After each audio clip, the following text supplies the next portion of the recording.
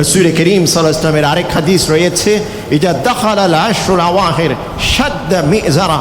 রাসূল করিম সাল্লাল্লাহু আলাইহি ওয়াসাল্লাম যখন শেষের 10 দিন আসতো কোমর বেঁধে নিতেন। অন্যান্য সময় তো রমজান ব্যতীত অন্য সময় রসুল ইবাদত করতেন, কিন্তু রমজান তখন আসতো ব্যতিক্রম হালাত, ব্যতিক্রম সিচুয়েশন রসুলের জীবনে তৈরি হয়ে যেত। আবার রমজানের মধ্যে যখন শেষ 10 দিন আসতো তখন আরও ব্যতিক্রম অবস্থা রসুলের হয়ে যেত। রসুল যেন বেহুশ, রসুল যেন কি হারিয়ে ফেলেছেন, সে হারানো বস্তুর পিছনে রসুল ছুটছেন, এমন এক পরিবেশ রসুলের জীবনে হয়ে যেত শেষের 10 দিন যখন আসতো। এই জন্য ইতিকাফ অর্থ হচ্ছে পৃথিবীর সব কিছু থেকে নিজেকে সম্পূর্ণরূপে পৃথক করে ফেলা, এটার নাম হচ্ছে ইতিকাফ। যাদের পক্ষে সম্ভব সুন্নত ইতিকাফ হচ্ছে এই শেষের 10 দিন, যে আপনার 20 রোজার শেষ হয়ে আসরের পর থেকে, অর্থাৎ যে আপনার যে 21তম রোজার যে রাত, এটা শুরু হওয়ার আগে থেকে মসজিদে প্রবেশ করে তারপরে একেবারে শেষ পর্যন্ত থাকা। শাওয়ালের চাঁদ দেখা যাওয়ার পর যে মসজিদ থেকে যদি কেউ নিজের গৃহে যেতে চায় সেটা অবশ্যই পারবেন, তবে উত্তম হলো যেটা আমাদের দেশে অধিকাংশই মুতাকিফিন যারা ইতিকাফ রাখে তারা করেন না। ইল্লা মাশাআল্লাহ কিছু পাওয়া যায় যে একেবারে ঈদের নামাজ আদায় করে মসজিদ থেকে যাওয়া। উত্তম হলো ইতিকাফ যারা গ্রহণ করেছেন ঈদের নামাজ আদায় করে তারপর মসজিদ থেকে যাওয়া। যদিও শাওয়ালের চাঁদ দেখা যাওয়ার পর অনুমতি আছে, তিনি নিজ গৃহে চলে যেতে পারবেন, কিন্তু শাওয়ালের চাঁদ দেখা গেলেও ঈদের যে রাত, এই রাত হচ্ছে অন্যতম ইবাদত কবুল হওয়ার রাত। ইবাদত কবুল হওয়ার যে 5টি রাত, তার মধ্যে অন্যতম একটি রাত হচ্ছে ঈদের আগের রাত। এটা ঈদুল আযহা, ঈদুল ফিতর দুটোর ক্ষেত্রেই ঈদের যে আগের ঈদের রাত যেটাকে বলা হয়ে থাকে। আমরা জানি আরবিতে রাত আগে দিন পরে, আরবিতে রাত আগে দিন পরে। আর ঈদ যে ঈদুল আযহা, ঈদুল ফিতর, এটা অবশ্যই চাঁদের আলোকেই আমরা আদায় করে থাকি, উদযাপন করে থাকি আরবি মাসের দৃষ্টিকোণ থেকে। আরবিতে যেহেতু রাত আগে, এই জন্য ঈদের চাঁদ দেখা যাওয়ার পর যে রাত, এটা হচ্ছে ঈদের রাত। ওই রাত্রিতে ইবাদত, ওই রাত্রিতে আল্লাহর কাছে কান্নাকাটি, এটার আলাদা মর্যাদা রয়েছে। ونعوذ بالله من شرور أنفسنا ومن سيئات أعمالنا من يهده الله فلا مضل له ومن يضلله فلا هادي له وأشهد أن لا إله إلا الله وحده لا شريك له وأشهد أن سيدنا ونبينا ومولانا محمدًا عبده ورسوله صلى الله تعالى عليه وعلى آله وأصحابه وبارك وسلم تسليمًا كثيرًا. أما بعد فأعوذ بالله من الشيطان الرجيم. بسم الله الرحمن الرحيم.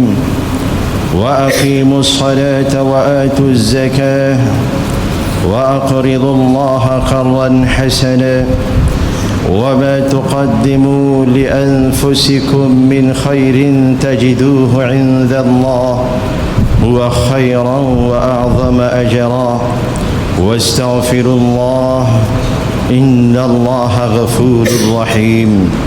صدق الله مولانا العظيم وصدق رسوله النبي الكريم ونحن على ذلك من الشاهدين والشاكرين والحمد لله رب العالمين. وعن أبي هريرة رضي الله عنه قال قال رسول الله صلى الله عليه وسلم رغم أنف رجل ذكرت عنده فلم يصل عليه ورغم أنف رجل أدرك رمضان ثم انسلخ قبل أن يغفر له ورغم أنف رجل أدرك والديه في الكبر فلم يدخلاه الجنة أو كما قال النبي عليه الصلاة والسلام. شكر رسول شان درود پاٹ کری.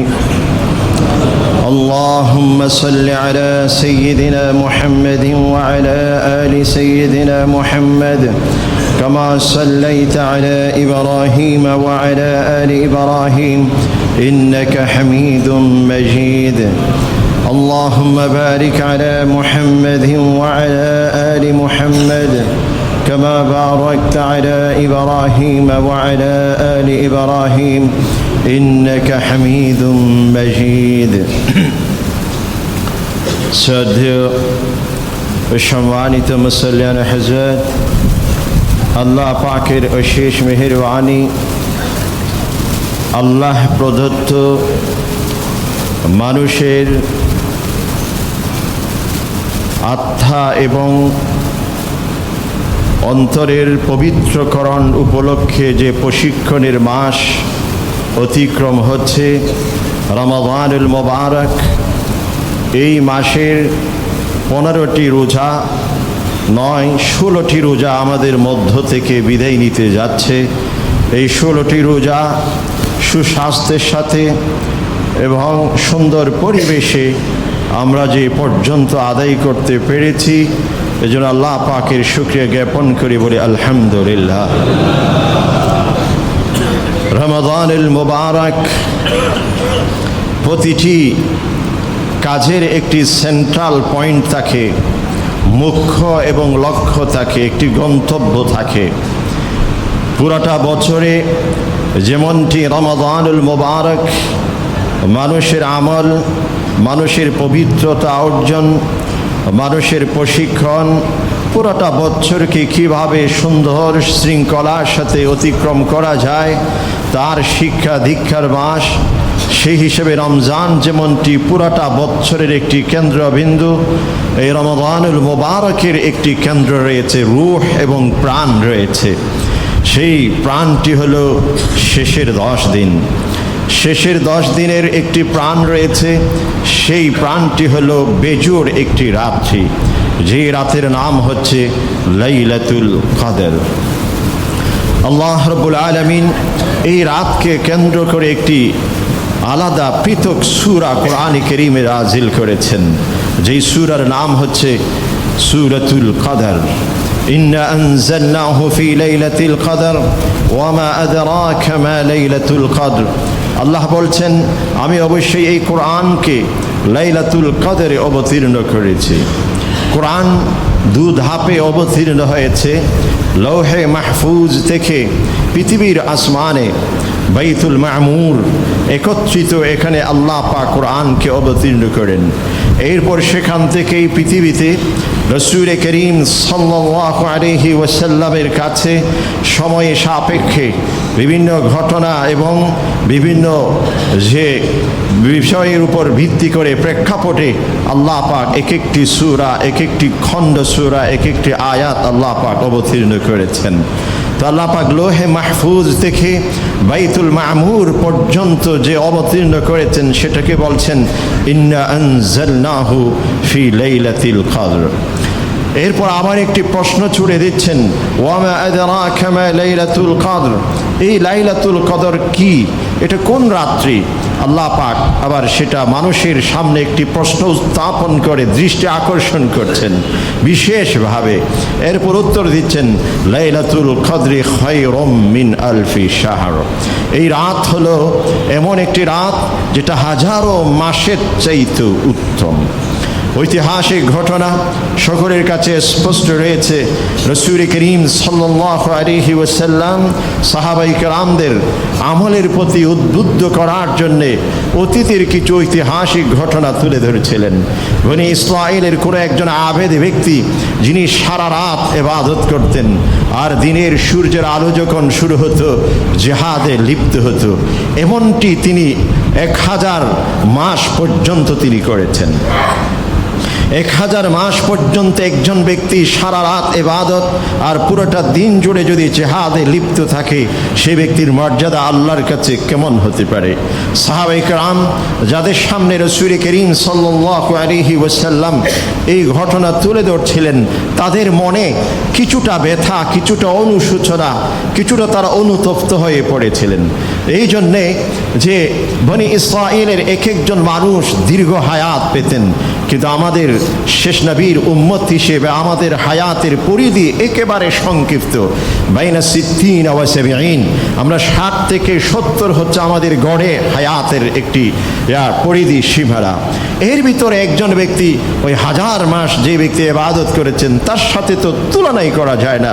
তাহলে আমাদের কত দুর্ভাগ্য, সেই ইবাদতের মর্যাদা, সেই জিহাদের মর্যাদা দীর্ঘ সময় পর্যন্ত একজন ব্যক্তি যে করেছেন, সেই আসন, সেই স্তর, সেই মর্যাদা অর্জন আমাদের পক্ষে তো সম্ভব নয়, কঠিন। সাহাবায়ে কেরামদের মনের এই আকুতি, মনের এই ব্যথা আল্লাহ পাক আলিমুম বিদাতি সুদূর, তিনি সব কিছু অবশ্যই শুনেন, সব কিছু সম্পর্কে সম্যক জ্ঞান রাখেন। অতঃপর আল্লাহ পাক জিবরিল আমিনের মাধ্যমে রসূলের কাছে এই সূরার এক একটি আয়াত অবতীর্ণ করেন। রসূল করিম সাল্লাল্লাহু আলাইহি ওয়াসাল্লাম যখন সাহাবায়ে কেরামদের মাঝে এই সূরাটি তিলাওয়াত করে, অতঃপর সাহাবাদের মনের ব্যথা সম্পূর্ণরূপে মুছে যায়, সকলে আনন্দিত হয়ে যায়। এটার পিছনে কারণ যে এই উম্মতকে আল্লাহ পাক এমন এক সুযোগ দিয়েছেন, একজন ব্যক্তি যদি 60 বছর হায়াত পায়, সেই 60 বছরের মধ্যে তার যদি 15 বছর বাদ দিয়ে 45 বছর তার ইবাদতের সময়, যখন থেকে সে সাবালক হয়ে থাকে, 45 বছরে যদি সে 45 বার যদি লাইলাতুল কদর পেয়ে থাকে, তাহলে 45 হাজারো রাত্রির চেয়েতে, হাজারো মাসের চেয়েতে অধিক উত্তম ইবাদতের সুযোগ এই উম্মতের এক একজন মানুষের পক্ষে অর্জন করা সম্ভব। আল্লাহ পাক এই উম্মতকে সেই মর্যাদা দিয়েছেন। এই জন্যই লাইলাতুল কদর হচ্ছে রমাদানুল মুবারকের প্রাণ কেন্দ্র। এটাকে কেন্দ্র করে এত কিছু আয়োজন, এবং এই সব কিছুর সূচনা থেকে যে ব্যক্তির অন্তরে লাইলাতুল কদরের আশা, তামান্না, প্রত্যাশা অন্তরে ধারণ করবে, অবশ্যই আল্লাহ পাক সেই ব্যক্তিকে লাইলাতুল কদর দিবেন। যদি আমরা মনে করি প্রথম 10 দিন গেল, এখানে যেহেতু লাইলাতুল কদর নেই, যেন তেন কোনোভাবেই যদি আমরা চলে যাই হয়ে যাবে। দ্বিতীয় 10 দিন সেখানেও তেমন বেশি গুরুত্ব নাই, যেহেতু লাইলাতুল কদর নেই। শেষের 10 দিন একেবারে কুমোর বেঁধে নেমে যাব, যা কিছু করি না কেন। এটা এক ধরনের প্রস্তুতি। আরেক ধরনের প্রিপারেশন, আরেক ধরনের প্রস্তুতি হলো এই প্রথম রোজা থেকে সে প্রস্তুতি গ্রহণ করবে সেই বেজুর রাত্রির জন্যে, যে রাত্রিতে আল্লাহ পাক লাইলাতুল কদর রেখেছেন। এজন্য প্রতিটি মুহূর্ত আমার অন্তরে লাইলাতুল কদরের প্রত্যাশা, তামান্না রাখতে হবে। রাসূল করিম সাল্লাল্লাহু আলাইহি ওয়াসাল্লাম হাদিসে ইরশাদ করেছেন, তাহাররাউ লাইলাতুল কদর ফিল ভিতরি মিনাল আশরিল আওয়াখির মিন শাহরি রমাদান, তোমরা রমাদানুল মুবারকের শেষ দশকের বেজোড় রাত্রিতে লাইলাতুল কদর তালাশ করো। 21-এর রাত্রি বেজোড় রাত্রি, 23-এর রাত্রি বেজোড় রাত্রি, 25-এর রাত্রি বেজোড় রাত্রি, 27-এর রাত্রি বেজোড় রাত্রি, 29 যে রাত, 29তম যে রাত, এটাও বেজোড় রাত। এই বেজোড় যে কোনো রাত্রিতে আল্লাহ পাক লাইলাতুল কদর নসিব করতে পারেন। সাহাবায়ে কেরাম রাসূল করিম সাল্লাল্লাহু আলাইহি ওয়াসাল্লাম 21তম রাত্রিতে লাইলাতুল কদর অন্বেষণ করতে বলেছেন। সাহাবায়ে কেরাম সে রাত জেগে ইবাদত করেছেন। রসূলের কাছে এসে বললেন, ইয়া রাসূলুল্লাহ, আমরা তো 21তম রাত অতিক্রম করেছি, সামনে আরো বেজুর রাত্রি আছে, আমরা কি এখানেই সমাপ্ত করব? রসূল করিম সাল্লাল্লাহু আলাইহি ওয়াসাল্লাম বলছেন, সামনে তোমরা আরো তালাশ করো। অতঃপর 23তম রাত অতিক্রম হলো। রসূলের কাছে সাহাবায়ে কেরাম এসে আবারও প্রশ্ন করলেন। রসূল বললেন, এখনো তোমাদের চেষ্টা প্রচেষ্টা এখনো শেষ হয়নি, আরো তোমরা লাইলাতুল কদর তালাশ করো। অতঃপর 25তম রাত সাহাবায়ে কেরাম ইবাদতে মগ্ন। আবার রসূলের কাছে প্রশ্ন করলেন। রসূল বলছেন, এখনো পর্যন্ত বলা যাচ্ছে না। 27তম রাত সারা রাত জেগে ইবাদত করেছেন। এরপর রসূলকে জিজ্ঞাসা করছেন, বলছেন, আরো একটি বেজুড় রাত সামনে রয়েছে, সেই রাত্রিতেও তোমাদেরকে ইবাদতে মগ্ন থাকতে হবে, পরিশ্রম করতে হবে, লাইলাতুল কদর অন্বেষণ করতে হবে। অতএব একটি বেজুড় রাত অতিক্রম হয়ে গেলে, আমি যদি লাইলাতুল কদর পেয়ে গেছি এমন তৃপ্তির ঢেকুর গিলে, পরবর্তী রাত্রিগুলোতে যদি আমি অলস ভারে নিজেকে গড্ডালিকা প্রবাহে যেন তেন ভাবে জীবন যাপন করি, হতে এরকম গুরুত্বপূর্ণ একটি রাত থেকে, গুরুত্বপূর্ণ মর্যাদা থেকে আমি বঞ্চিত হয়ে যেতে পারি। এই জন্যই সমস্ত বেজুর রাত্রিগুলোকে আমার এবাদতের জন্যে আমাকে এখন থেকে সময় নির্ধারণ করে রাখতে হবে। লাইলাতুল কদর, এতে করে মানুষের অনেক বিষয়, অতীতের সমস্ত গুনাহ আল্লাহ পাক ক্ষমা করে দিবেন। যে ব্যক্তি লাইলাতুল কদর পেয়েছেন, রাসূল করিম সাল্লাল্লাহু আলাইহি ওয়াসাল্লাম ইরশাদ করেছেন, মান ইয়াকুম লাইলাতুল কদর ঈমানান ওয়া ইহতিসাবা গুফিরা লাহু মা তাকদ্দামা মিন যামবি। যে ব্যক্তি লাইলাতুল কদর সারা রাত জেগে ইবাদত করেছেন, সেই ব্যক্তির অতীতের সমস্ত গুনাহ আল্লাহ পাক ক্ষমা করে দিবেন। এই ধরনের তিনটি হাদিস আছে, তিনটি হাদিস। মান সামা রমাদান ঈমানান ওয়া ইহতিসাবা গুফিরা লাহু মা তাকদ্দামা মিন যামবি। দ্বিতীয় নম্বর, মান কামা রমাদান ঈমানান ওয়া ইহতিসাবা গুফিরা লাহু মা তাকদ্দামা মিন যামবি। তিন নম্বর, মান কামা লাইলাতুল কদর ঈমানান ওয়া ইহতিসাবা গুফিরা লাহু মা তাকদ্দামা মিন যামবি। তিনটি হাদিস একেবারে একই সুরে, একই তর্জে, একই আঙ্গিকে, একই ছন্দে রচিত। সেই হাদিসের আলোকে যে ব্যক্তি লাইলাতুল কদর সারা রাত জেগে নিজেকে ইবাদতে মগ্ন রাখতে পেরেছেন, সে ব্যক্তির অতীতের সমস্ত গুনাহ তিনি ক্ষমা করিয়ে নিতে পেরেছেন। একই সাথে হাজার রাত্রিতে ইবাদত করলে যেই পরিমাণ সওয়াব, ওই ধরনের সওয়াব আল্লাহ পাক তাকে দান করবেন। এবং মকবুল ইবাদতের সওয়াব, এক রাত যদি মকবুল হয়ে যায়, এক রাত যদি গ্রহণ যোগ্যতা লাভ করে, বাকি হাজার রাত্রি যে গ্রহণযোগ্যতার যে সওয়াব, সেই সওয়াব আল্লাহ পাক দান করবেন। এটা কিন্তু একেবারে সামান্য বিষয় নয়, এটা অনেক অনেক গুরুত্বপূর্ণ একটি বিষয়। সাহাবায়ে কেরাম এই রাত অন্বেষণের জন্যে রাত নিজের ঘুমকে হারাম করে দিতেন, নিজের ব্যবসা বাণিজ্য সব কিছুকে পরিহার করতেন এবং সব কিছু থেকে একাকার হয়ে যেতেন ইবাদতের জন্যে, এই লাইলাতুল কদরের অন্বেষায়, লাইলাতুল কদরের তামান্না এবং প্রত্যাশায়। এই জন্য মুহতারাম সামিঈন, সামনে আজকে 16 রোজা অতিক্রম হচ্ছে, বেশি দিন আর বাকি নেই। চতুর্থতম রাত থেকে আমাদের লাইলাতুল কদরের যে একটি পালা শুরু হতে যাবে। এই জন্য এখন থেকে আমাদের প্রস্তুতি গ্রহণ করতে হবে, যাতে করে লাইলাতুল কদর আমরা অর্জন করতে পারি।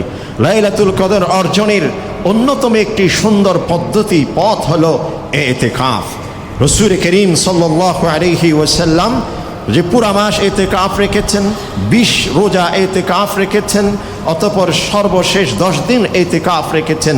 তিনটি বর্ণনা রয়েছে, তবে সবচেয়ে বেশি যেটি শেষের 10 দিন ইতিকাফ রেখেছেন, এই বিষয়টি বর্ণিত রয়েছে। হযরত আয়েশা সিদ্দিকা রাদিয়াল্লাহু আনহা ইরশাদ করছেন, কানা নবী সাল্লাল্লাহু আলাইহি ওয়াসাল্লাম ইয়াতাকিফুল আশরাল আওয়াখির মিন শাহরি রমাদান। রাসূল করিম সাল্লাল্লাহু আলাইহি ওয়াসাল্লাম রমাদানুল মুবারকের শেষ 10 দিন ইতিকাফ নিতেন, হাত্তা তাওয়াফাহু, মৃত্যুর আগ পর্যন্ত, বিদায়ের আগ পর্যন্ত। সুম্মা ইতাকাফা আজওয়াজুহু বাদা ওয়াফাতি। রাসূল করিম সাল্লাল্লাহু আলাইহি ওয়াসাল্লামের বিদায়ের পর তার স্ত্রীগণ এই শেষের 10 দিন ইতিকাফ নিতেন। এতে করে দুটো বিষয় স্পষ্ট হয়ে যায়। শেষের 10 দিন রাসূল করিম সাল্লাল্লাহু আলাইহি ওয়াসাল্লাম ইতিকাফ রাখতেন, এবং এই ইতিকাফ রাখা এটা রাসূলের মধ্যে সীমাবদ্ধ নয়, কিয়ামত পর্যন্ত উম্মতের মধ্যে এই ইবাদত চলমান থাকবে। দ্বিতীয় আরেকটি বিষয় সেখান থেকে প্রমাণিত যে পুরুষরা যেমনটি মসজিদে ইতিকাফ নিবে, মহিলাদের পক্ষেও ইতিকাফ গ্রহণ করা শরীয়তের অন্যতম একটি সুন্নাহ ভিত্তিক আমল, যে আমলটি আজওয়াজে মুতাহহারাত, রাসূলের স্ত্রীগণ, পত্নীগণ, উম্মাহাতুল মুমিনিনগণ নিজ নিজ গৃহে, নিজের ঘরে সে ইতিকাফ রেখেছেন। এই বিশুদ্ধ হাদিসের মাধ্যমে বোঝা যায়। শেষের 10 দিন ইতিকাফ, যে আমরা 20তম রোজা যখন অতিক্রম হয়, ওই দিন আসরের পর থেকে শুরু করে একেবারে শাওয়ালের চাঁদ দেখা যাওয়া পর্যন্ত মসজিদে অবস্থান, এটা হচ্ছে ইতিকাফ। শুধুমাত্র প্রয়োজনীয় বিষয় যেমন খাদ্য অথবা আমাদের পেশাব পায়খানা ইত্যাদি, বর্তমান মসজিদগুলোর মধ্যে মাশাআল্লাহ এক ধরনের সুন্দর পরিবেশ রয়েছে, বেশি দূর যেতে হয় না। আমাদের যে টয়লেটস, আমাদের সব কিছু কাছাকাছি রয়েছে, অতিরিক্ত সময় সেখানে অপচয় হওয়ার তেমন যে আপনার একটা বিড়ম্বনা, সেটা আমাদের মধ্যে এখন নেই। এজন্য ইতিকাফ গ্রহণ করা অনেকটা সহজ। তো প্রয়োজনীয় কাজ ছাড়া সারাক্ষণ ইবাদতের মধ্যে লিপ্ত থাকা, এটা হচ্ছে ইতিকাফ। ইতিকাফ যত বেশি গোশানশীন, যত বেশি নিজেকে সব কিছু থেকে পৃথক রাখা যায় জিকিরের মধ্যে, তিলাওয়াতের মধ্যে এবং ইবাদতের মাধ্যমে অতিক্রম করা যায় তত বেশি ভালো। কারোর সাথে কোনো কথাবার্তা না। আমাদের মোবাইল, আমাদের কম্পিউটার, আমাদের ট্যাব, আমাদের যত ডিভাইস রয়েছে যেগুলো আমাকে ইবাদত থেকে অন্যদিকে ফিরিয়ে নেবে, অন্যদিকে ব্যস্ত করে তুলবে, এমন সব কিছু পরিহার করে শুধুমাত্র ইবাদতের উদ্দেশ্যে যে আমার মসজিদের কোনো একটি নির্দিষ্ট জায়গাতে অবস্থান, এটা হচ্ছে ইতিকাফ। অনেকে আমরা যেটা করি যে ইতিকাফ নেই ঠিকই, সেখানে মোবাইল থেকে শুরু করে আমার ব্যবসা বাণিজ্য সব কিছু চলছে। এটা ইতিকাফের যে গাম্ভীর্যতা, ইতিকাফের যে আদব, ইতিকাফ থেকে যে আমাদের প্রাপ্য, এটা থেকে বঞ্চিত হব আমরা। ইতিকাফের যে প্রকৃত ইতিকাফ কিন্তু সেভাবে হয় না। অতএব যে আগামী শেষের 10 দিন আমরা ইতিকাফের জন্য প্রস্তুতি গ্রহণ করতে পারি। রাসূল করিম সাল্লাল্লাহু আলাইহি ওয়াসাল্লামের আরেক হাদিস রয়েছে, ইজা দাখালাল আশরুল আওয়াখির শাদ্দা মিজারা। রাসূল করিম সাল্লাল্লাহু আলাইহি ওয়াসাল্লাম যখন শেষের 10 দিন আসতো, কোমর বেঁধে নিতেন। অন্যান্য সময় তো রমজান ব্যতীত অন্য সময় রসুল ইবাদত করতেন, কিন্তু রমজান তখন আসতো ব্যতিক্রম হালাত, ব্যতিক্রম সিচুয়েশন রসুলের জীবনে তৈরি হয়ে যেত। আবার রমজানের মধ্যে যখন শেষ 10 দিন আসতো তখন আরও ব্যতিক্রম অবস্থা রসুলের হয়ে যেত। রসুল যেন বেহুশ, রসুল যেন কি হারিয়ে ফেলেছেন, সে হারানো বস্তুর পিছনে রসুল ছুটছেন, এমন এক পরিবেশ রসুলের জীবনে হয়ে যেত শেষের 10 দিন যখন আসতো। এই জন্য ইতিকাফ অর্থ হচ্ছে পৃথিবীর সব কিছু থেকে নিজেকে সম্পূর্ণরূপে পৃথক করে ফেলা। এটার নাম হচ্ছে ইতিকাফ।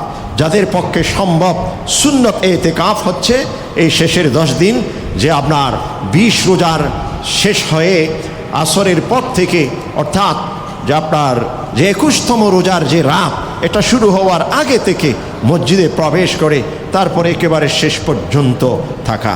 শাওয়ালের চাঁদ দেখা যাওয়ার পর যে মসজিদ থেকে যদি কেউ নিজের গৃহে যেতে চায় সেটা অবশ্যই পারবেন।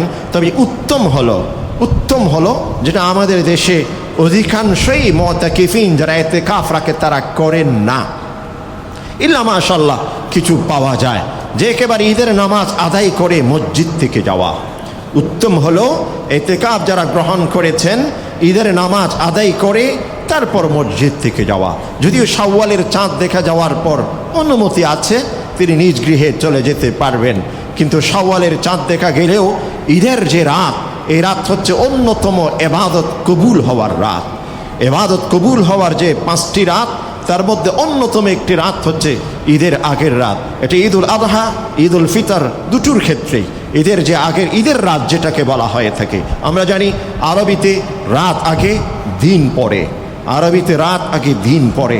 আর ঈদ যে ঈদুল আযহা, ঈদুল ফিতর, এটা অবশ্যই চাঁদের আলোকেই আমরা আদায় করে থাকি, উদযাপন করে থাকি আরবি মাসের দৃষ্টিকোণ থেকে।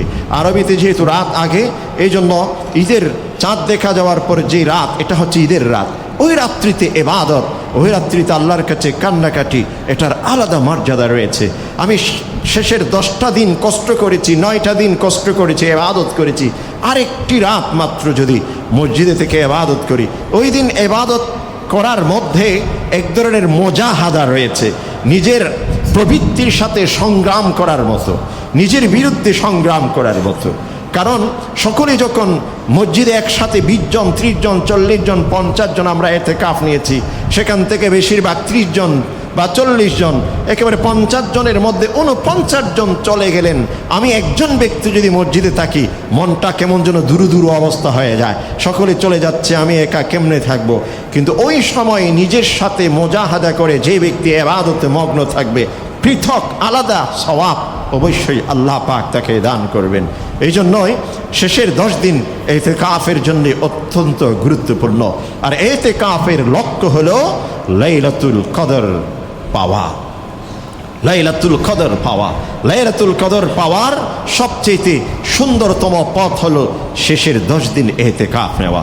যাদের পক্ষে ইন্তজামের সাথে সুন্দরভাবে পরিপূর্ণ 10 দিন সুন্নতি ইতিকাফ এটা যাদের পক্ষে সম্ভব হবে না, তারা অন্তত পক্ষে বেজোড় রাত্রিগুলোকে ইতিকাফের নিয়তে যদি কোনো ব্যক্তি মসজিদে অবস্থান করে, বেজোড় রোজাগুলো 21তম রোজা, দিন রাত দুটো দিন, রাত এবং দিন পুরাটা 24 ঘন্টা মসজিদে অতিক্রম করলেন, অথবা 23তম অথবা 25তম, এভাবে শুধুমাত্র ভেজুরগুলো নফল ইতিকাফ হিসেবে সেটা গণ্য হবে।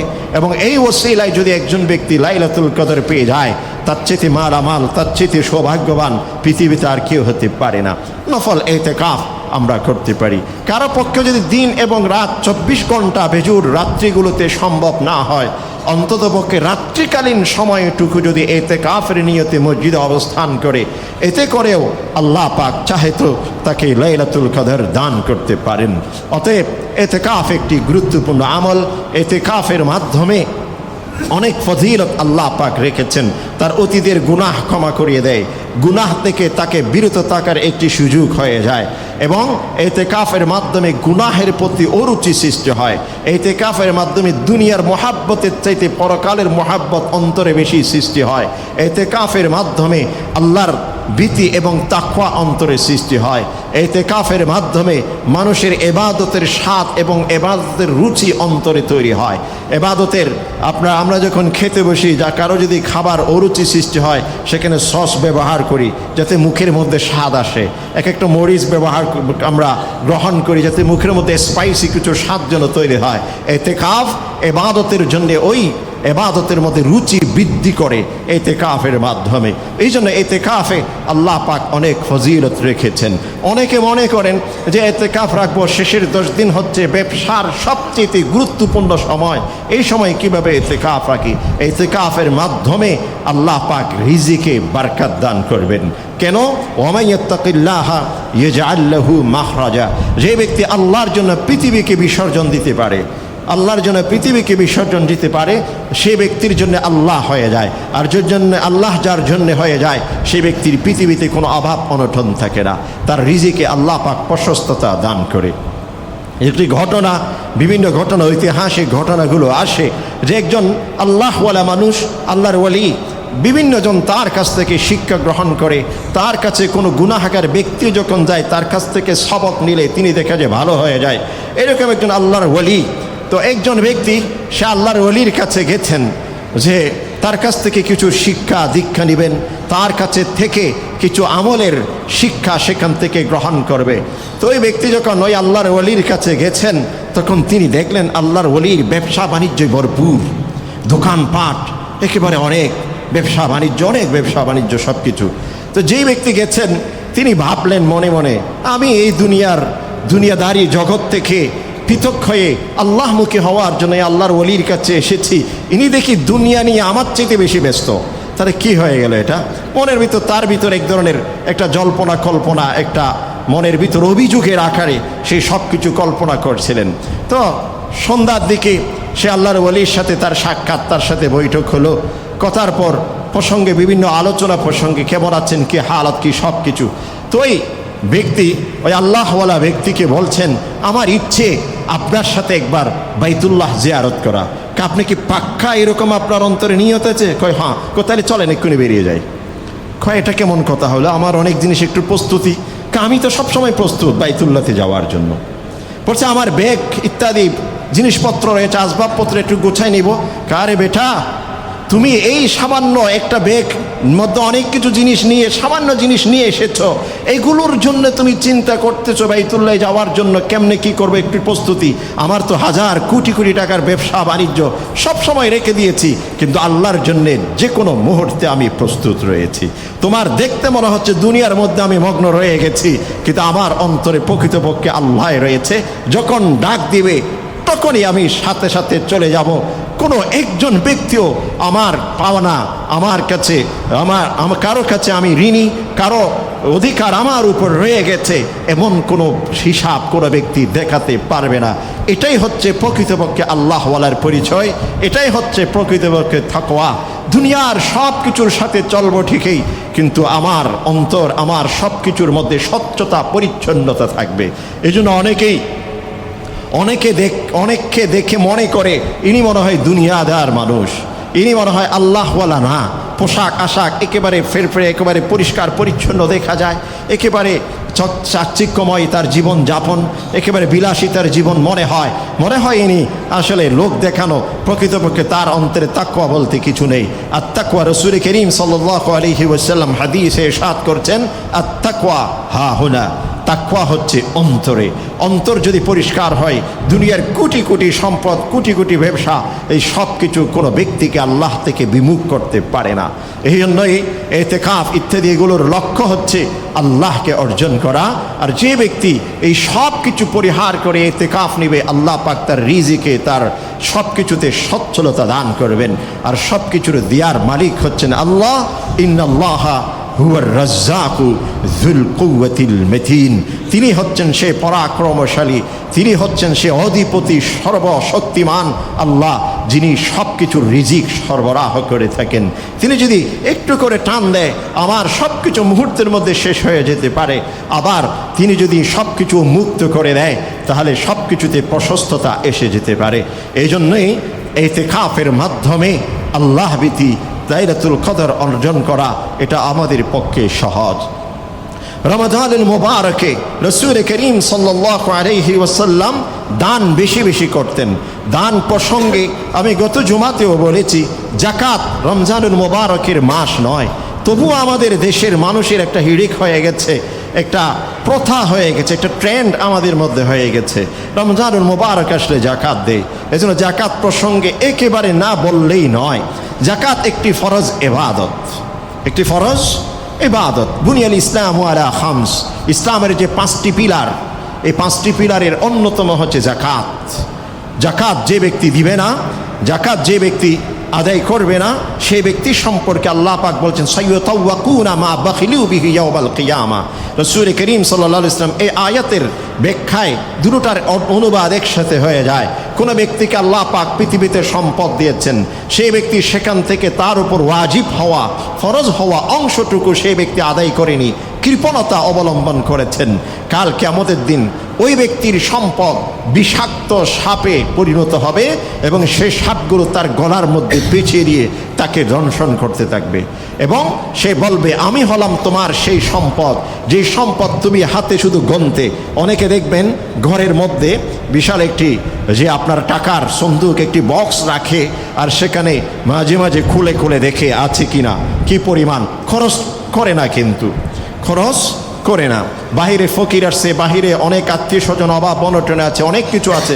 মানুষকে আল্লাহ পাক বিভিন্নভাবে ইমতিহান করে, বিভিন্ন লোক তার কাছে আসে, সে শুধু দেখে, নিজেও কাপড় পরে ছেঁড়া, খেতে বসলে তখন যে যেন তেন দিয়ে খাদ্য গ্রহণ, কিন্তু গনতে থাকে শুধু, দিনে মাসে সপ্তাহে দেখে নিজের কতখানি আছে।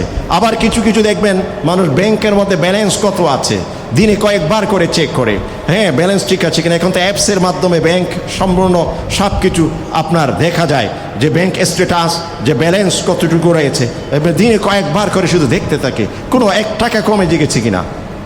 হ্যাঁ, আবার অনেককে দেখা যায় ব্যাংকে যারা চাকরি করে, অনেকে এসে রিপোর্ট দেয় যে কিছু লোক আছে শুধু শুধু ব্যাংকে গিয়ে জিজ্ঞাসা করে, ভাই আমার ব্যালেন্স ঠিক আছে তো, শুধু শুধু আমার ব্যালেন্স ঠিক আছে তো, অথচ কোনো তিনি সেখানে ট্রানজ্যাকশন হয়নি, উইথড্র হয়নি, কোনো কিছু হয়নি, কিন্তু শুধু শুধু ব্যাংকে গিয়ে ওদেরকে বিরক্ত করে, অথচ তার সব কিছু সেখানে ঠিক আছে। তৃপ্তি, মনের তৃপ্তি, আমার কাছে এত কিছু, এত সম্পদ আছে, অথচ তার জাকাতটুকু সে আদায় করে না। যে ইনফাক ফি সাবিলিল্লাহ যে গুরুত্বপূর্ণ, অনেক আত্মীয় স্বজন, অনেকে অভাব অনটন, অনেক কষ্টের মধ্যে আছে, সেগুলো সে দেখে না। আল্লাহ রসুল বলছেন, তার সেই সমস্ত সম্পদ কিয়ামতের দিন আপনার বিষধর সাপে পরিণত হবে, তার গলার মধ্যে সেটা পেঁচিয়ে তাকে দংশন করতে থাকবে এবং বলবে, আমি তোমার সেই সম্পদ, যাকে তুমি গুনতে, যার ব্যালেন্স তুমি চেক করতে, অথচ তোমার পাশে একজন প্রতিবেশী ছিল, অভাবে তোমার আত্মীয় ছিল, অসুস্থ ব্যক্তি ছিল, এই ছিল সেই ছিল, তুমি সেদিকে একবারও দৃষ্টি দাওনি। আমি আজকে তোমার সেই সম্পদ তোমার জন্য মুসিবত আকারে, শাস্তি আকারে, আযাব আকারে তোমার উপর আমি আজকে ছড়াও হয়েছি। এই জন্যই জাকাত এটা খুবই গুরুত্বপূর্ণ ফরজ ইবাদত, ফরজ ইবাদত। কোনো ব্যক্তি যদি জাকাতকে অস্বীকার করে, সেই ব্যক্তির ঈমান থাকবে না। রাসূল করিম সাল্লাল্লাহু আলাইহি ওয়াসাল্লামের বিদায়ের পর আবু বকর সিদ্দিক রাদিয়াল্লাহু আনহু তার শাসন আমলে যারা জাকাতকে অস্বীকার করেছিলেন, তাদের বিরুদ্ধে যুদ্ধ ঘোষণা করেছিলেন। এমনকি কেউ যদি নিজের প্রাণের রশিটুকু পর্যন্ত দিতে অস্বীকার করে, সে ব্যক্তির বিরুদ্ধে যুদ্ধ ঘোষণা করেছিলেন। আর যুদ্ধ ঘোষণা ওই সমস্ত এবাদতকে, ওই সমস্ত আমলকে অস্বীকার করলে হয় যে সমস্ত আমল, যে সমস্ত এবাদত ঈমানের অংশ। জাকাত কিন্তু ঈমানের একটি গুরুত্বপূর্ণ দিক। কোনো ব্যক্তি যে জাকাতকে অস্বীকার করে, সে ব্যক্তির ঈমান থাকবে না। কোনো ব্যক্তি জানে না, মাসলা জানে না, সে আমল করে না, সেটা আলাদা বিষয়। তবে আমি জানি না, এই জন্য আমল করি না বলে মানুষের সামনে নিজেকে প্রচার করলাম, আবার সেই সুযোগ নিয়ে আমি সম্পদ আমার কাছে পুঞ্জীভূত করে রাখলাম, এটাও কিন্তু করা যাবে না। আপনি জানেন জানেন না, এটার মানদণ্ড কি? এখন একটা প্রশ্ন জাগে, আমি কি জাকাত সংক্রান্ত মাসলা জানি কি জানি না, এটার মানদণ্ড কি? কতটুকু, কোন পরিবেশে আমি জানি না বলে এক্সকিউজ আল্লাহর কাছে গ্রহণযোগ্য হবে, এটাও কিন্তু জানা প্রয়োজন। যখন শিক্ষা দীক্ষার পরিবেশ এমন হয় যে কোনো মাসলা মাসাইল জানার কিন্তু সুযোগ আছে, এরপরও আপনি জানেন নাই, আল্লাহ পাক আপনাকে পাকড়াও করবে। আপনি পৃথিবীর সব কিছু আবাদ করছেন জ্ঞান বিজ্ঞানের জগতে, এখন মোবাইলে ক্লিক করলে আপনি সমস্ত বিষয় সম্পর্কে জানতে পারছেন। আপনি ঘন্টাকে ঘন্টা আপনার অ্যাপসের মধ্যে, ইউটিউবের মধ্যে, টিকটকের মধ্যে অতিক্রম করছেন, কিন্তু ঈমানের একটি গুরুত্বপূর্ণ, আমলের একটি গুরুত্বপূর্ণ জিনিস সম্পর্কে আপনি জানেন নাই। আর বলবেন আমাকে কেউ বলেনি, আমি এই জন্য জানিনি আল্লাহ, এই জন্য আমার এত সম্পদ থাকার পরেও আমি দেইনি। এক্সকিউজ ওন্ট বি অ্যাকসেপ্টেড, এটা কবুল হবে না। আপনার এই অপারগতা আল্লাহর কাছে কিন্তু গ্রহণযোগ্য হবে না। কারণ সুযোগ আছে, অপরচুনিটিস আছে, আপনার সুযোগ রয়েছে জানার, শিক্ষা গ্রহণ করার। আপনি কেন শিক্ষা গ্রহণ করেন নাই, এটার জন্য আলাদা শাস্তি হবে। আর জানার পরে সেটা কেন আমল করেন নাই, এটার আলাদা শাস্তি হবে। ডবল শাস্তির অধিকারী ওই ব্যক্তি হবে যে ব্যক্তি জানে না বিদায় দেন নাই, এই কথাটি বলবে। জাকাত গুরুত্বপূর্ণ। যে ব্যক্তির কাছে স্বর্ণের দৃষ্টিকোণ থেকে 7.5 ভরি, রূপার দৃষ্টিকোণ থেকে 52.5 তোলা রূপা থাকবে, সে ব্যক্তির উপর জাকাত ওয়াজিব হয়। কেশ অর্থ যদি কোনো ব্যক্তির কাছে থাকে, 52.5 তোলা রূপার যেই মূল্য, ওই পরিমাণ টাকা যদি একজন ব্যক্তির কাছে 1 বছর পরিপূর্ণ থাকে, 1 বছর পরিপূর্ণ আইডল, 1 বছর সেখানে তার ব্যক্তি জীবনের চলাফেরার যে খরচ, এখানে হাত দিতে হয়নি 1 বছর পর্যন্ত, তাহলে সেই ব্যক্তির উপর যেদিন তিনি ওই পরিমাণ টাকার মালিক হয়েছেন, 1 বছর ঘুরে ওই দিনে সেই ব্যক্তির উপর জাকাত ফরজ হবে। গত জুমাতে এই জন্য বলেছিলাম, জাকাত কিন্তু পুরা বছরে প্রতিটি মানুষের উপর আলাদা আলাদা দিনে ফরজ হয়, রমজান মাসে শুধুমাত্র নয়। যেই ব্যক্তির উপর যেই দিন জাকাত ফরজ হয়েছে, ওই দিন জাকাত আদায় করা তার জন্য কর্তব্য। বিলম্ব করার অনুমতি আছে, উত্তম নয়। গুরুত্বপূর্ণ বিষয়, রজব মাসে কোনো ব্যক্তির উপর জাকাত ফরজ হয়ে গেছে। গত বছর রজবে, এই রজব যে অতিক্রম হলো, এই রজবের আগের রজবে কোনো ব্যক্তি জাকাত পরিমাণ সম্পদের মালিক হয়েছেন, এই রজবে সে ব্যক্তির উপর জাকাত ফরজ হয়ে গেছে, তিনি দেয়নি। রমজানের ফজিলত অর্জন করার জন্য আপনি ফজিলত অর্জন করার চেয়ে গুনাহগার হবেন। কেন গুনাহগার হবেন? যেদিন আপনার উপর ফরজ হয়েছে সেদিন আপনার আদায় করে দেওয়া দরকার ছিল। মনে করেন, আমি একটা এক্সাম্পল এভাবে দিতে পারি, আপনার রমজানের আগের দিন 5 ওয়াক্ত নামাজ ফরজ কিনা? অবশ্যই ফরজ। কিন্তু রমজানে যদি একজন ব্যক্তি একবার ফরজ নামাজ আদায় করে, সেটা 70 গুণ বাড়াই দিবে। তাহলে আমি যদি আগের দিনের ফরজ নামাজগুলো না পড়ে রমজান আসলে 70 গুণ পাওয়ার জন্য কাজা পড়ার উদ্দেশ্যে বসে থাকি, তাহলে এই বুদ্ধি, এই অতি চালাকি চলবে না। আল্লাহ বলবে, তোমার আমার যখন ফরজ হয়েছে তখন তুমি সেটা আদায় করে দাও। ঠিক জাকাত আমার উপর যেদিন ফরজ হয়েছে সেদিন তোকে আমি আদায় করব। হ্যাঁ, আদায় করতেছি, আমি সবটুকু আদায় করতে পারি নাই কোনো কারণে, যদি রমজান এসে গেছে সেটা আলাদা বিষয়। কিন্তু গড়িমসি করে আমি টেনে হিসেবে রমজান পর্যন্ত নিয়ে যাব, আলাদা ফজিলতের জন্য, ফজিলত নয়, আপনি অতিরিক্ত আরও গুনাহগার হবেন, বিলম্ব করেছেন এই জন্য। আর রমজানুল মুবারকে আলাদা আপনি পৃথক দান করেন, সেটা কিন্তু আলাদা বিষয়। যে ব্যক্তির উপর ক্যাশ টাকা এই পরিমাণ থাকবে, রূপার দামের সমতুল্য, সে ব্যক্তির উপর জাকাত আদায় করতে হবে। 2.5 টাকা, লাখে 2,500 টাকা হিসাব করে দিতে হবে, সেই ব্যক্তিকে এভাবে দিতে হবে। কোনো ব্যক্তির কাছে স্বর্ণের মধ্যে 7.5 ভরি নেই, রূপা 52.5 তোলা নেই, কিন্তু দুটোকে যদি সমান করে দামের দিক থেকে 52.5 তোলা রূপার সমতুল্য হয়ে যায়, সে ব্যক্তিকে জাকাত দিতে হবে। কোনো ব্যক্তির কাছে ক্যাশ এত পরিমাণ নেই, 52.5 তোলা রূপার দাম সমতুল্য হবে, স্বর্ণ রূপা ক্যাশ সব কিছু মিলে 52.5 তোলা রূপার দাম সমতুল্য হলে সে ব্যক্তিকে অবশ্যই জাকাত দিয়ে দিতে হবে। দোকানের কোনো ব্যক্তি ব্যবসা করে, দোকানের মধ্যে পণ্য রয়েছে, মালামাল রয়েছে, এই সব কিছুকে হিসাব করে জাকাত দিয়ে দিতে হবে। একই সাথে আপনার কোনো ব্যক্তির ঘরের মধ্যে আসবাবপত্র, যেমন আপনার ফার্নিচার ইত্যাদি, এগুলোর উপর কিন্তু জাকাত ওয়াজিব হয় না, কাপড় চোপড় ইত্যাদির উপর জাকাত ওয়াজিব হয় না। তবে যদি কোনো কাপড়ের মধ্যে স্বর্ণ খচিত থাকে, কোনো আসবাবপত্রের মধ্যে যদি স্বর্ণর কোনো কিছু থাকে, তখন সেটার উপর জাকাত দিতে হবে। ব্যবহার অব্যবহার সব কিছু হিসাব করে জাকাত দিয়ে দিতে হবে। আমরা অনেকে যে কাজটি করি, যে অনেক পরিমাণ স্বর্ণ রয়ে গেছে, একদিন একটা ব্যবহার করে আরেকদিন আরেকটা ব্যবহার করে, জাকাত দেওয়ার সময় যখন আসে তখন এক্সকিউজ পেশ করে, অপারগতা, আমি তো সব কিছু ব্যবহার করি, অথচ তার কাছে রয়ে গেছে 20 ভরি, 100 ভরি, 50 ভরি স্বর্ণ, একদিন এক একটা ব্যবহার করে, ব্যবহারের অজুহাত দেখিয়ে এই কাজটি করে। ব্যবহার অব্যবহার সব কিছু হিসাব করে জাকাত দিয়ে দিতে হবে। যে ব্যক্তি ঋণগ্রস্ত ব্যক্তি যেদিন তার জাকাত হিসাব করবেন, জাকাতের ডেট আরবি মাসকে কেন্দ্র করে জাকাতের ডেট ঠিক করতে হবে। এই সংক্রান্ত মুফতিদের সাথে আমি অতীতেও বলেছি, আমাদের যেমন এক একজন আইনজীবী থাকে, সম্পদ ইত্যাদি সব কিছুকে কেন্দ্র করে, ঠিক তেমনিভাবে দিন ভিত্তিক নিজেকে পরিচালনা করার জন্যে, সুস্বাস্থ্যের জন্য যেমনটা এক একজন ডাক্তার থাকে, আইনজীবী থাকে, বিভিন্ন ব্যক্তিদের সাথে আমাদের সম্পর্ক রাখি, ঠিক তেমনিভাবে দিন ভিত্তিক চলার জন্যে একজন আলেমের সাথে, মুফতির সাথে নিজের সব কিছু পরামর্শ করা এটা অতীব প্রয়োজন। আমি মনে করি একজন ডাক্তারকে যেমন আমরা ফি দিয়ে থাকি, একজন আইনজীবীকে যেমনটি ফি দিয়ে থাকি, আলেম ওলামারা কিন্তু ফি চায় না, কামনা করে না। আপনি প্রয়োজনে কিছু হাদিয়া দিয়ে হলেও একজন আলেমের সাথে সুসম্পর্ক রেখে এই আপনার জীবনকে আপনি সংশোধন করবেন, আপনার সম্পদকে পবিত্র করুন, আপনার আমলকে সুন্দর করে সাজানো, এটা অতীব প্রয়োজন। এজন্য জাকাত ভিত্তিক বিষয়গুলো আমরা এভাবে পুঙ্খানুপুঙ্খ বিষয়গুলো আমরা জেনে নিব।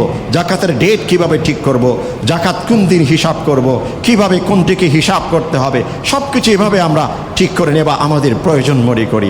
তো যে ব্যক্তি ওই জাকাতের ডেটে যেদিন হিসাব করবেন, সেদিন তার যদি ঋণ থাকে, ঋণগুলো সেখান থেকে বাদ দিয়ে দিবে। ঋণ দুই ধরনের হয়ে থাকে, শর্ট টাইম ঋণ, আরেকটা হচ্ছে কি লং টাইম ঋণ। ব্যক্তি জীবনের ঋণ, আরেকটা হচ্ছে আপনার বাণিজ্যিক বা ব্যবসা বাণিজ্যের উদ্দেশ্যে ব্যাংক থেকে আপনার অধিক পরিমাণে যে লোন আমরা নিয়ে থাকি, একটা ফ্যাক্টরি করবে, একটা প্রজেক্ট তিনি করবেন, এই উপলক্ষে যে সমস্ত ঋণগুলো নিয়ে থাকে। ব্যক্তি জীবনের যে সামান্য ঋণ ইত্যাদি থাকে, এগুলো নিজের সম্পদ থেকে বাদ দিয়ে তখন জাকাত হিসাব করবে। তবে প্রজেক্ট, বাণিজ্যিক ব্যবসা বাণিজ্য এই সংক্রান্ত যে ঋণ থাকে, ওই ঋণ কিন্তু বাদ দেওয়া যাবে না। ওই ঋণ হিসাব করে, এটা মালিক হিসেবে ধরে হিসাব করে সেখান থেকে জাকাত দিতে হবে। তবে একটি সুযোগ আছে, লং টাইম যে সমস্ত ঋণগুলো থাকে সেখানে কিন্তু দীর্ঘমেয়াদী পরিশোধের একটা পরিকল্পনা থাকে, কিস্তি থাকে। 10 বছরের ঋণ নেওয়া হয়েছে, 1 বছরে এতটুকু, আরেক বছরে অতটুকু, আরেক বছরে অতটুকু। যদি পুরো 10 বছরের কিস্তি যদি একজন ব্যক্তি হিসাব করে, তার কিছুই থাকে না, সেটা করা যাবে না। 1 বছরে তার কতটুকু আদায় করতে হবে, ওইটুকু বাদ দিয়ে তাকে জাকাত দিতে হবে। এইভাবে জাকাতের খুঁটিনাটি অনেকগুলো বিষয় রয়েছে। যাদেরকে জাকাত দিব, দেখে শুনে জাকাত দিতে হবে। বর্তমান সময়ে কিন্তু যেমনটি জ্ঞান বিজ্ঞানের প্রশস্ততা, জ্ঞানে বিজ্ঞানের পরিধি বেড়েছে, ঠিক তেমনিভাবে ধোঁকা ইত্যাদির পরিধিও কিন্তু বেড়ে গেছে। এই জন্য জাকাত দেওয়ার সময় যাচাই করে দিতে হবে, কাকে আমি দিচ্ছি, নিয়ত করে দিতে হবে, জাকাতের নিয়তে আমি দিচ্ছি। দিলাম একজন ব্যক্তিকে, কিন্তু তিনি দিচ্ছে না, পরবর্তীতে আমি জাকাতের নিয়ত করলাম, ওটাও কিন্তু কিছু কন্ডিশনাল, অবশ্যই সেখানেও অনুমতি আছে, কিন্তু নিয়তটা থাকতে হবে। জাকাত দেওয়ার সময় জাকাতের নিয়তে এটা আমি আদায় করছি। এই জন্য জাকাত আমাদের খুবই গুরুত্বপূর্ণ একটি আমল। জাকাত যে ব্যক্তি দিবে না, সেই ব্যক্তির কঠিন শাস্তি রয়েছে ইহজগতে পরজগতে। যে ব্যক্তি জাকাত দিবে না, সে ব্যক্তি যেন নাপাক খাইতেছেন।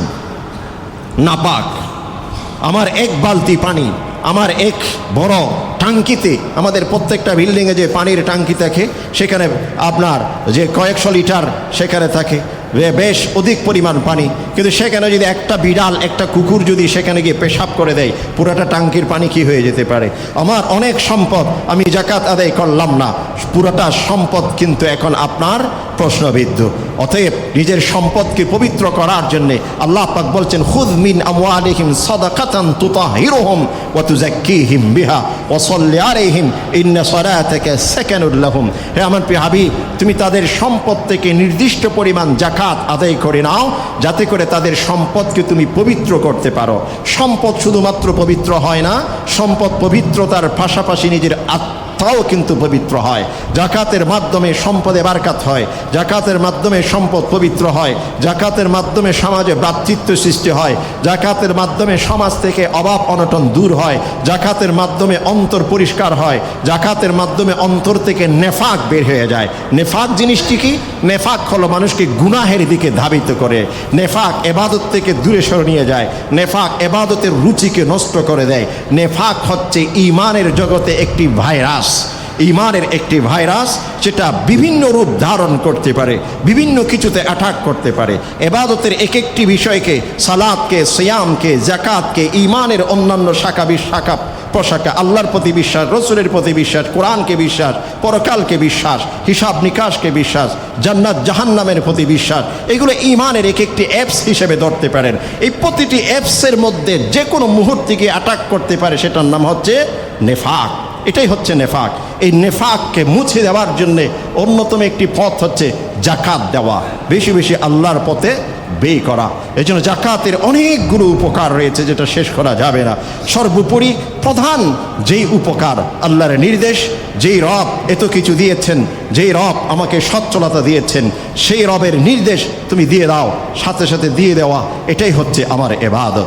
জাকাত যখন দিব, আমরা আত্মীয় স্বজন, পাড়া প্রতিবেশী সকলের কাছে দিব। যাকে দিব তাকে তুচ্ছ করব না, তাকে কখনো তুচ্ছ করে জাকাত দিব না। অতীতেও বলেছি, কোনো বিকলাঙ্গ ব্যক্তিকে দেখলে আমরা উপহাস করি, ঠাট্টা বিদ্রোহ করি। নো, কোনো ডিসঅর্ডার, কোনো ব্যক্তি ডিসেবল, দি ফিজিক্যালি ডিসেবল, মেন্টালি ডিসঅর্ডার, এদেরকে দেখে আমরা অনেক সময় হাসাহাসি করি। আল্লাহ রসুল পরিষ্কার নিষেধ করেছেন, লা তুযহিরু শামাতাতা, তোমার যারা এরকম রয়েছে তাদের প্রতি তুমি ঘৃণা করো না, কারণ ফাইন্নাহু আযজা ওয়াজাল ইউআফিহ ওয়া ইউবতিলি, হতে পারে ওই ব্যক্তিকে আল্লাহ পাক সুস্থ করে দেবেন, তোমাকে সেই বিপদ দিয়ে দিতে পারে। এই জন্যই কোনো যে বিকলাঙ্গ কোনো ব্যক্তিকে যদি আমরা দেখি, প্রতিবন্ধী কোনো ব্যক্তিকে দেখি, কোনো মেন্টাল কোনো ব্যক্তিকে সমস্যা হয়, এরকম ব্যক্তিকে যদি আমরা দেখি, রসুল দোয়া শিখিয়ে দিয়েছেন, আলহামদুলিল্লাহিল্লাযী আফানি মিম্মা ইবতালাহু বি ওয়া ফাদ্দালানি আলা কাসীরিম মিম্মান খালাকা তাফদীলা। সেই রবের শুকরিয়া যিনি ওই ব্যক্তিকে এরকম একটা বিপদ দিয়েছেন, হ্যাঁ, মানসিকভাবে সে ভারসাম্যহীন, স্বাস্থ্যগতভাবে সে প্রতিবন্ধী, এরকম একটা বিপদ তাকে দিয়েছেন, আমাকে সেখান থেকে আল্লাহ পাক হেফাজত করেছেন, এবং অনেকের মধ্য থেকে আমাকে আল্লাহ পাক সম্মান দিয়েছেন। হে রব, তোমার শুকরিয়া আমি জ্ঞাপন করি। সে সাথে ওই ব্যক্তিকে আল্লাহ পাক যেন মর্যাদা দেয়, এটাও আল্লাহ বলেছেন। একটা হাদিসে কুদসির মধ্যে রয়েছে, রাসূল করিম সাল্লাল্লাহু আলাইহি ওয়াসাল্লামের আল্লাহ পাক হাদিসে কুদসির মধ্যে বলছেন, ইযা ওয়াজ্জাহতু আবাদান মিন ইবাদি মুসিবাতাম মিন মালি ওয়া বাদানি আবু আওয়ালাদি, কোনো ব্যক্তিকে যদি আল্লাহ পাক পৃথিবীতে পরীক্ষা করে, শ্রদ্ধেয় মুসল্লিয়ান হাজরাত, কয়েক মিনিট আপনাদের থেকে বেশি নিচ্ছি, খাবার দেবারের ফাংশন নাই, এই জন্য গুরুত্বপূর্ণ বিষয়গুলো এসে গেছে। এই জন্যই তো যে বিষয়টি বলছিলাম, কোনো ব্যক্তিকে যদি আল্লাহ পাক বিপদ দেয়, অর্থনৈতিকভাবে অভাব অনটনে দিয়েছেন, মানসিক অসুস্থতা দিয়েছেন, স্বাস্থ্যগতভাবে, হ্যাঁ, ওই ব্যক্তি আল্লাহ পাক তাকে প্রতিবন্ধী হিসেবে পৃথিবীতে পাঠিয়েছেন, সুম্মা ইস্তাকবালা যালিক বিসবরিন জামিল, ওই ব্যক্তি উত্তম ধৈর্যের মাধ্যমে, অত্যন্ত ধৈর্যের সাথে ওই সব কিছুকে মেনে নিয়েছেন। আল্লাহ পাক আমার একটি চোখ দেননি, আল্লাহ পাক তো অনেক কিছু দিয়েছেন আমাকে, চোখ দেননি কি, আমাকে একটি প্রাণ দিয়েছেন, আমাকে রুচি দিয়েছেন, আমাকে অনেক কিছু দিয়েছেন, ধৈর্য ধারণ করেছেন। একটি পা দেয়নি, ধৈর্য ধারণ করেছেন। একটি হাত নেই, ধৈর্য ধারণ করেছেন।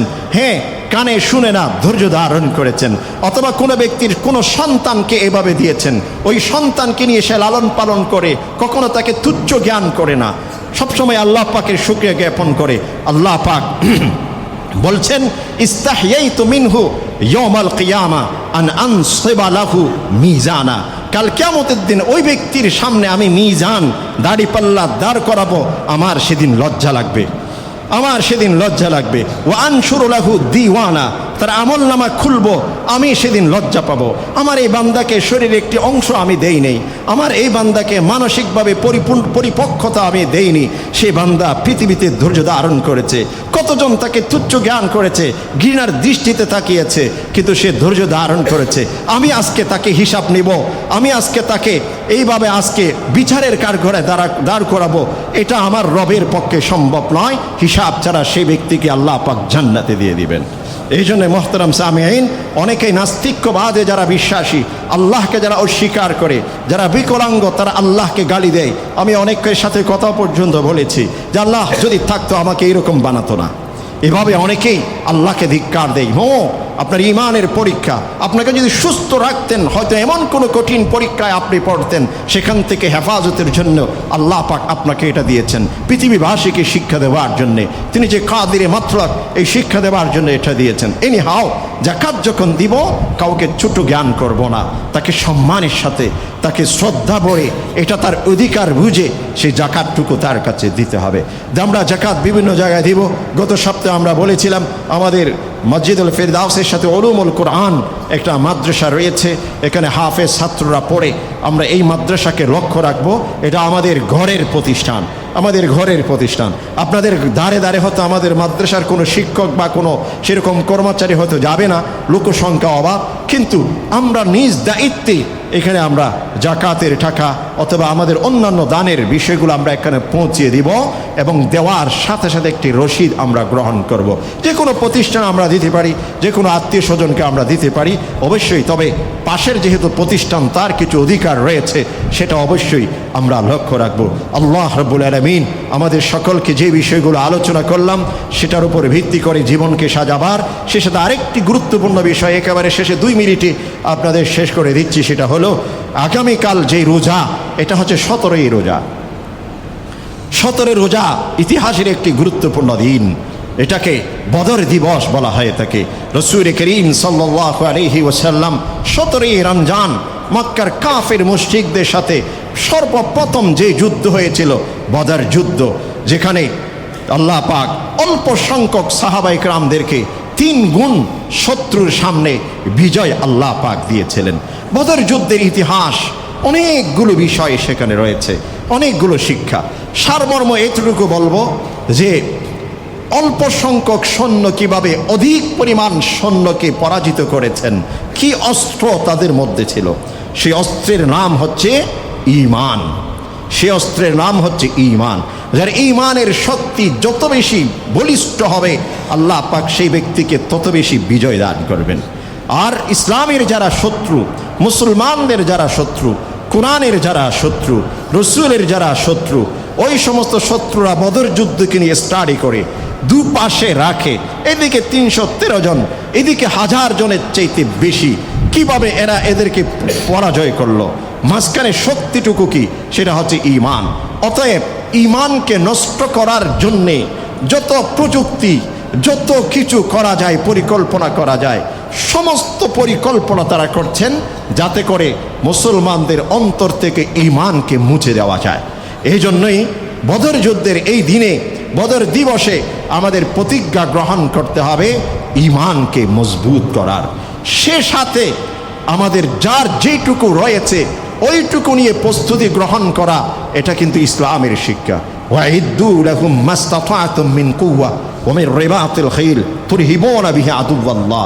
তোমার কাছে যেইটুকু আছে, যেইটুকু আছে ওইটুকু নিয়েই প্রস্তুতি গ্রহণ করা, শত্রুর সাথে মোকাবেলা করার জন্যে, যারা আল্লাহর শত্রু তাদের সাথে মোকাবেলা করার জন্যে ওই প্রশিক্ষণ নেওয়া, ওই প্রশিক্ষণ গ্রহণ করা, এটা কিন্তু ইসলাম উদ্বুদ্ধ করেছে।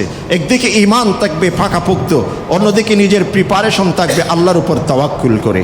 ব্যক্তি স্বার্থে নয়, ব্যক্তি ক্ষমতা, ব্যক্তি পদ, ব্যক্তি পাওয়ার, ব্যক্তি সব কিছু অর্জন করার উদ্দেশ্যে নয়, আল্লাহর দ্বীনকে প্রতিষ্ঠার উদ্দেশ্যে, একমাত্র আল্লাহকে সন্তুষ্ট করার উদ্দেশ্যে যে ব্যক্তি এরকম প্রিপারেশন গ্রহণ করবে, সেটা কখনো সেটা নাজায়েজ তো নয়, বরং ইসলাম সেটাকে উদ্বুদ্ধ করেছেন। সেই প্রস্তুতি গ্রহণ করা এটা সুন্নাতের অন্তর্ভুক্ত, এটাও একটি ইবাদত। এজন্য কোনো ব্যক্তি যদি ওই ধরনের প্রশিক্ষণ গ্রহণ করে, যে সেই ব্যক্তি এবাদতের সওয়াব পাবে, এবাদতের সওয়াব পাবে। আল্লাহ রাব্বুল আলামিন আমাদের সকলকে ঐতিহাসিক বদর দিবস যে সামনে রয়েছে, এখানকার যাবতীয় শিক্ষা যেগুলো আমরা আলোচনা করতে পেরেছি, করতে পারিনি, সব কিছু গ্রহণ করে একটি ঈমানের পরিবেশ, আমাদের ঈমানকে আরও বেশি তাজা শক্তিশালী করে আল্লাহর সান্নিধ্য এবং কাছের বান্দা হিসেবে নিজেকে গড়ে তোলার তৌফিক